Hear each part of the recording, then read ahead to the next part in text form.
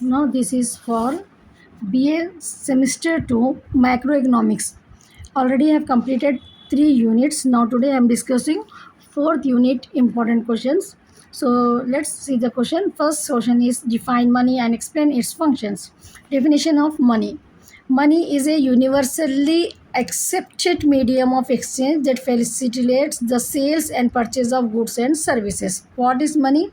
Money क्या रहता है? एक यूनिवर्सली एक्सेप्टेड, ठीक है, आप कहीं पर भी जाओ मनी से कुछ भी आप एक्सचेंज कर ले, कोई भी जो है सो उसको यूनिवर्सली एक्सेप्ट कर ले सकते हैं।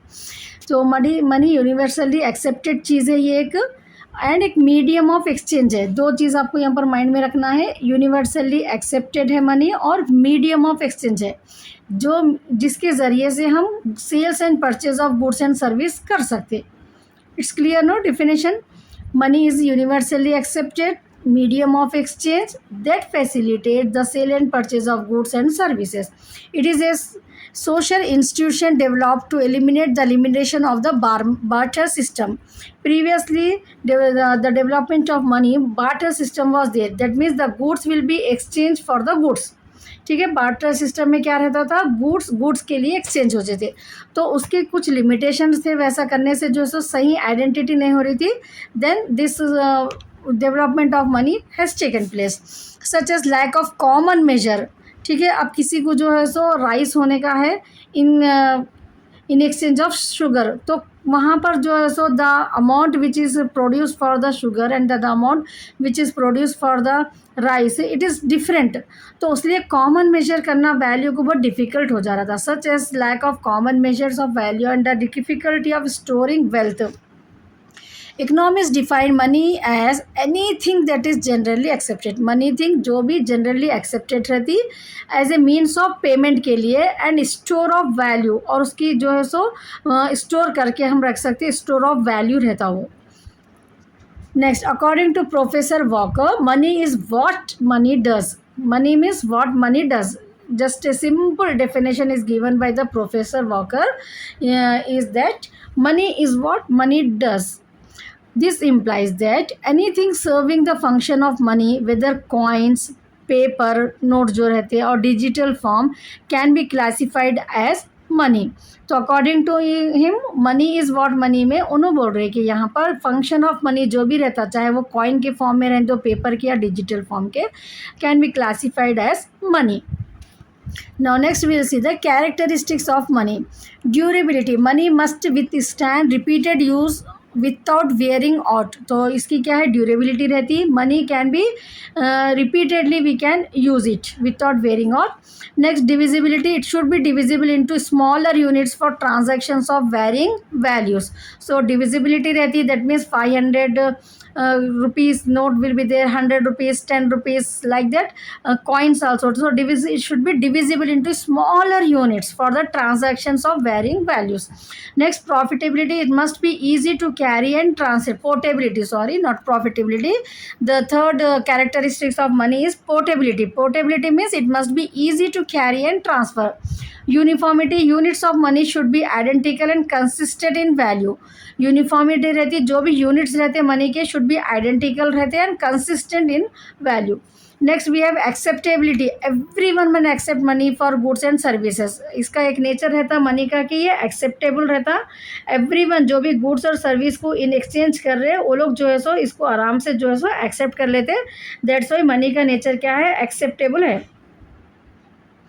Next, limited supply. Excess supply of money can cause inflation, hence control is vital. तो मनी की सप्लाई जो आरबीआई जो इशू करते हैं अपने कंट्री में नोट्स, करेंसी जो भी, वो जो है ना, एक्सेस ऑफ सप्लाई किसे क्या होता है? इन्फ्लेशन कॉज होता.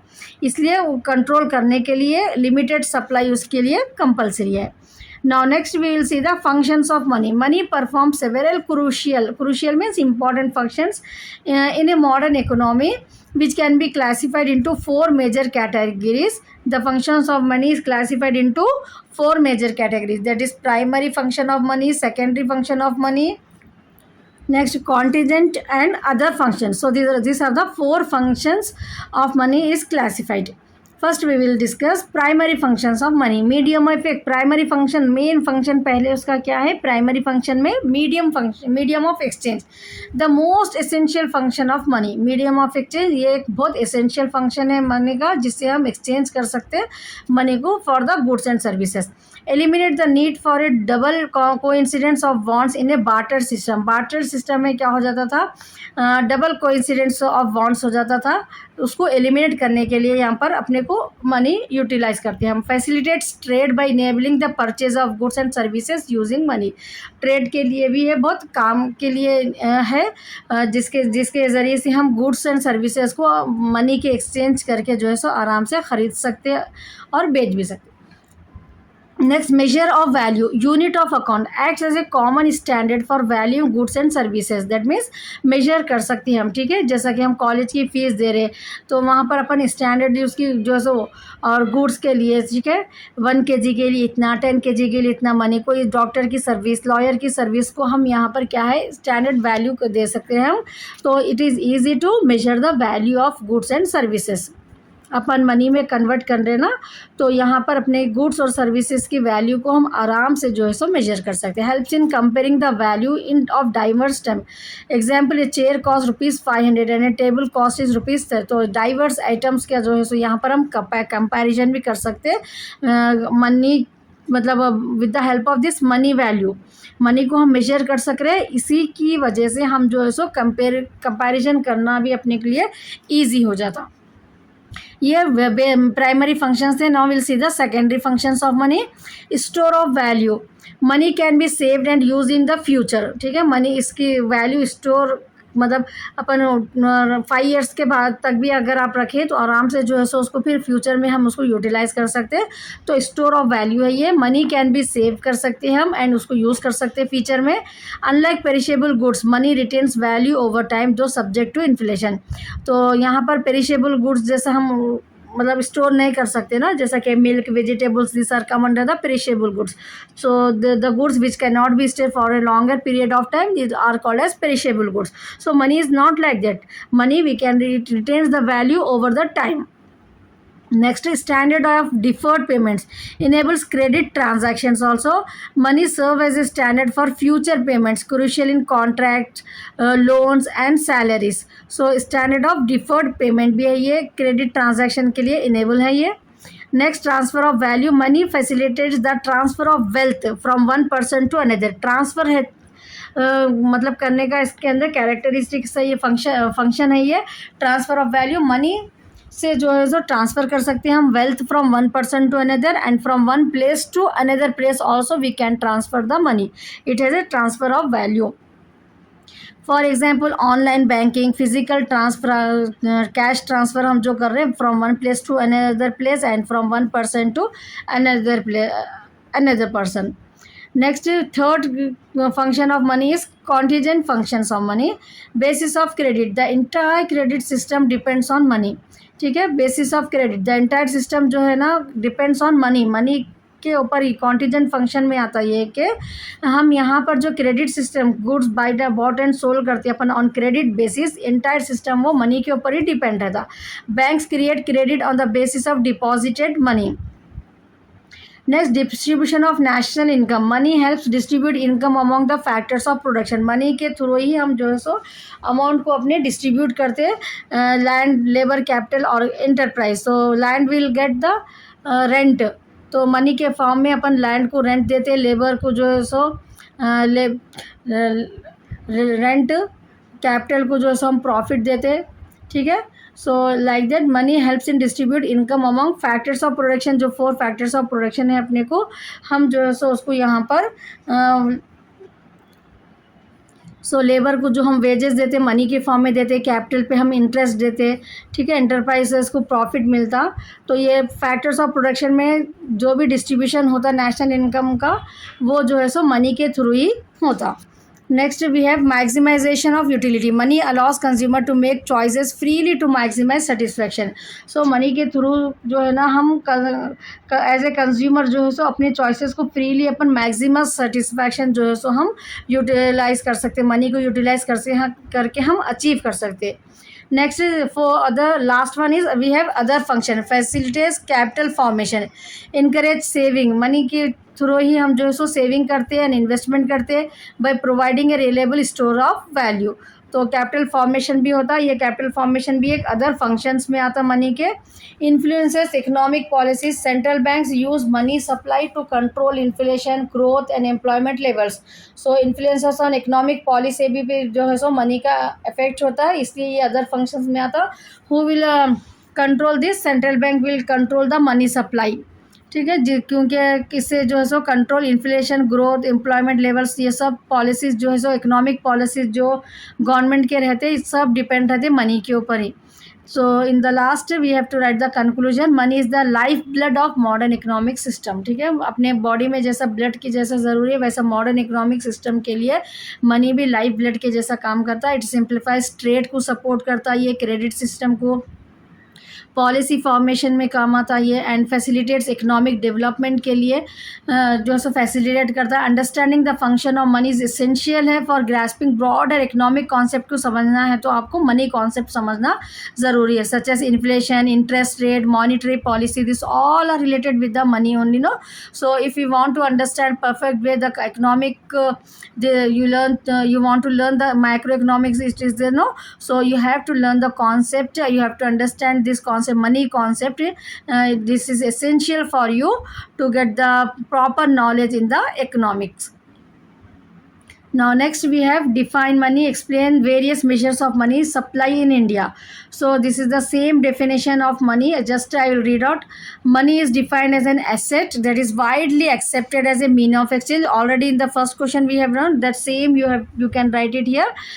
Store value, it serves as the foundation of modern economic system and by facilitating buying and selling of goods and services. According to Crowther, money is anything that is generally acceptable as a means of exchange. This definition is different. Walker definition we have discussed in the first. No, money is what is money does. So but here now Crowther has given the definition of money. This definition you can write it here. Money is anything that is generally acceptable as a means of exchange and at the same time act as a measure and a store of value. So what is the meaning we have seen? No, that meaning only in the definition form you have to write it just by putting the quotation form. So money is anything that is generally acceptable. Money generally acceptable रहता, means of exchange at the same time measure कर सकते हैं हम उसको, store of value है उसका। Now next, money removes the shortcomings of the barter system and plays a key role in the economic growth by acting as a medium of exchange. So barter system में बहुत सारे problems आ रहे थे, उसकी वजह से जो है सो मनी रिमूव कर दिए वो प्रॉब्लम्स को। A unit of account, a standard for deferred payments, future payments भी हम इसके बेस पे कर सकते हैं, एंड स्टोर ऑफ वैल्यू है ये। What is money supply? Money supply refers to the total stock of money, ठीक है। Money supply means total stock of money circulating in an economy at a particular time, एक particular time पे, एक particular, for example एक particular year में कितना total stock of money circulate हो रहा, that is called as money supply. It includes currency circulation and demand deposit held in the public in commercials bank. It plays a crucial role in determining inflation, interest rate and economic development. तो money supply अपने को क्यों important है? It includes currency रहते जो market में जब जो सर्कुलेट हो रहे हैं, और डिमांड डिपॉजिट्स भी, डिमांड डिपॉजिट्स भी मनी सप्लाई में ही आता, ठीक है। Held by the public in the commercial banks में जो पब्लिक हेल्ड करे हुए रहते, ये बहुत इंपॉर्टेंट है इन्फ्लेशन के लिए। इंटरेस्ट रेट, मनी सप्लाई से interest rate we have seen in the third unit, no, investment depend on the interest rate, same way money supply is also important for the interest rate and economic development. In India, the RBI is the authority responsible for managing the money supply.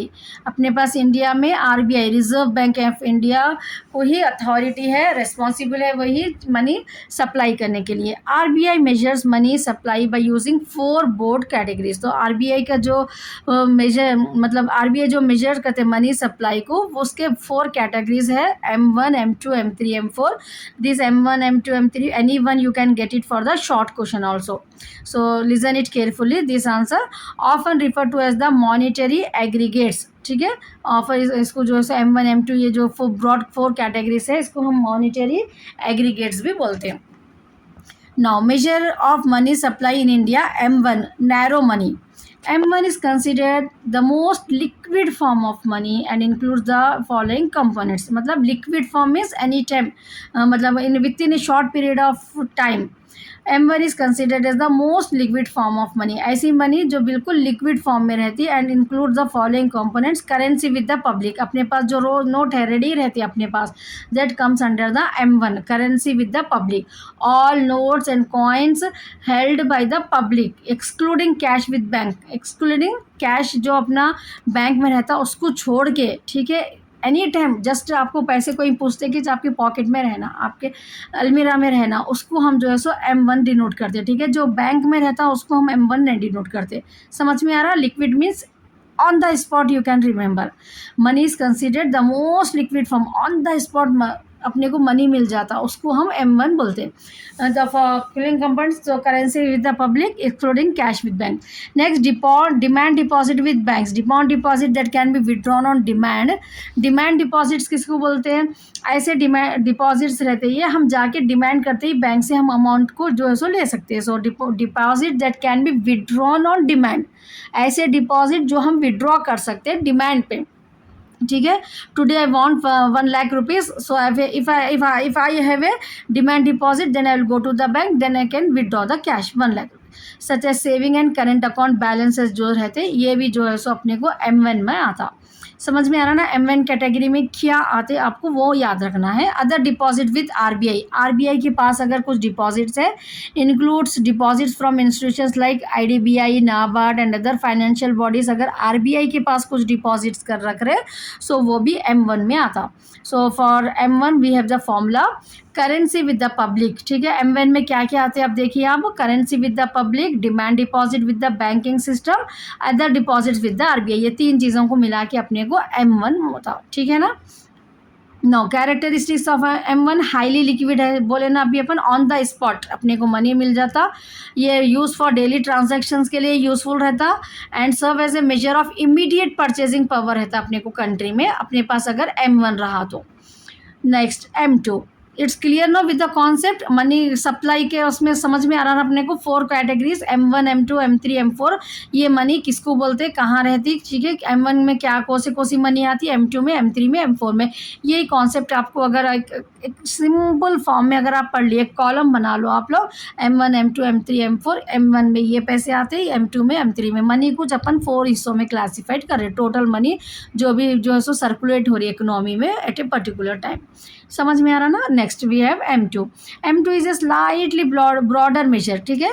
M1 से थोड़ा broader concept है ये। All components of M1 plus, अब M1 में अपन जो भी 3 चीज़ें देखे थे ना, पब्लिक के पास जो मनी है और बैंक्स के पास डिमांड डिपॉजिट जो है और other deposit with the RBI, ठीक है। ये 3 चीज़ें रहना ही है M2 के लिए, ठीक है। M2 के लिए all the components of M1 रहना ही है। 3 components of just now we have seen no, वो उसके अलावा plus saving deposit with post office में भी कुछ लोग सेविंग्स करते ना, वो भी। So saving deposit with post office, saving banks, excluding time deposit, time deposit को छोड़ के 5 ईयर 10 ईयर्स के जो रहते हैं ना, वैसे नहीं, सेविंग डिपॉजिट जो पोस्ट ऑफिस में है उस वो मिला लेना है अपने को, तो M2 बन जाता। सिंपल है ना?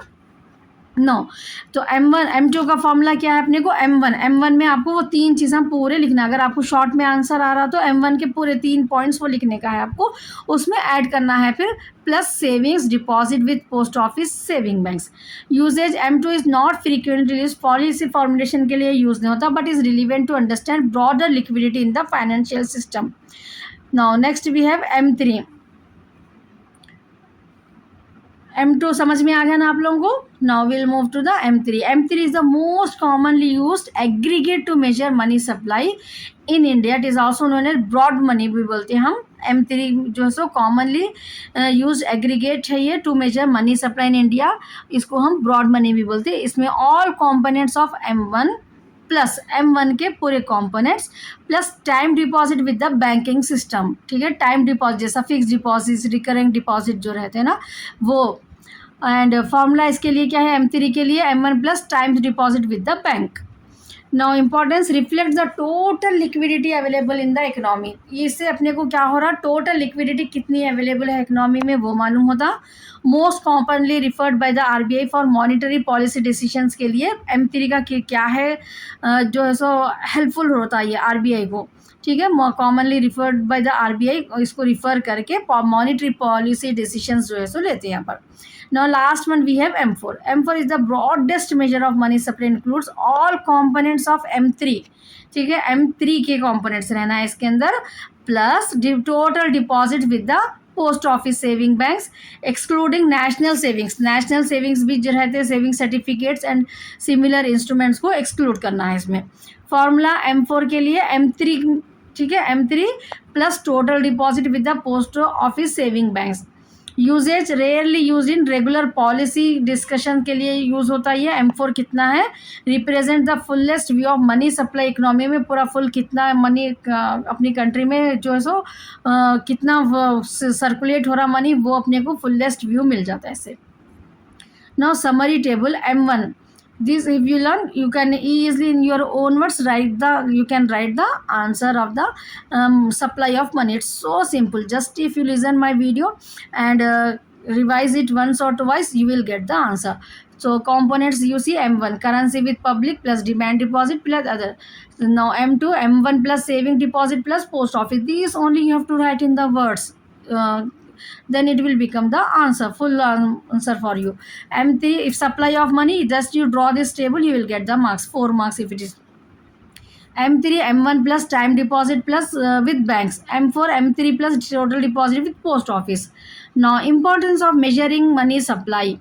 Inflation control. मनी सप्लाई को पढ़ने के लिए इतना इम्पोर्टेंस क्यों है अपने को, इससे क्या होता, इन्फ्लेशन कंट्रोल होता. ठीक है, helps RBI decide when to tighten और loosen the money supply. Money की सप्लाई अगर एकदम ज़्यादा भी हो गई तो जो है सो प्राइजेस जो है सो डिक्रीज हो जाते हैं, इंक्रीज हो जाते हैं. ठीक है, प्राइजेस में जो इन्फ्लेशन होता, तो वो इन्फ्लेशन को कंट्रोल करने के लिए आरबीआई को डिसाइड करना पड़ता कि when to tighten the money. ठीक है, सप्लाई को रोकना और कब कब सप्लाई को बढ़ाना. लूजन मीन्स बढ़ाना सप्लाई को. यहाँ पर ये जो है सो इन्फ्लेशन कंट्रोल के लिए हेल्पफुल रहता. Monetary policy formulation basis for setting interest rate and credit control भी जो है सो मनी सप्लाई पे डिपेंड रहता. ठीक है, तो इंटरेस्ट रेट्स के लिए और क्रेडिट को कंट्रोल करने के लिए यहाँ पर जो है सो मॉनिटरी पॉलिसीज़ को फॉर्मुलेशन करने के लिए मनी सप्लाई इम्पॉर्टेंट है. नेक्स्ट इकोनॉमिक प्लानिंग के लिए indicates liquidity in the system which affects investment and consumption. And forecasting demand के लिए भी affects aggregate demand and price level in the economy. Economy में कितना एग्रीगेट डिमांड है और प्राइस लेवल क्या है, ये फोरकास्ट करने के लिए भी हमारे को इम्पॉर्टेंट है.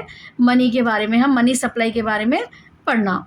नेक्स्ट है conclusion. Understanding money supply and its measures is essential for managing economy. Economy के कंट्री को मैनेज करने के लिए मनी सप्लाई के कॉन्सेप्ट को अंडरस्टैंड करना बहुत ज़रूरी है. इंडिया आरबीआई यूजेस 4 की aggregate M1 to M4 to analyze liquidity कितनी है एंड कंट्रोल इन्फ्लेशन. उसके बेसिस पे इन्फ्लेशन को कंट्रोल कर.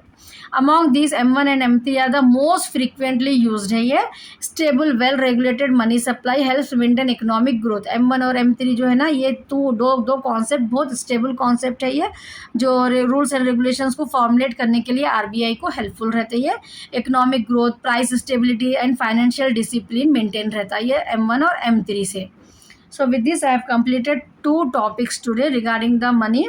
Now in the next video part 2 I'll make for the some short questions also I'll discuss. So if you didn't subscribe to my channel, please subscribe it and don't forget to watch the next video.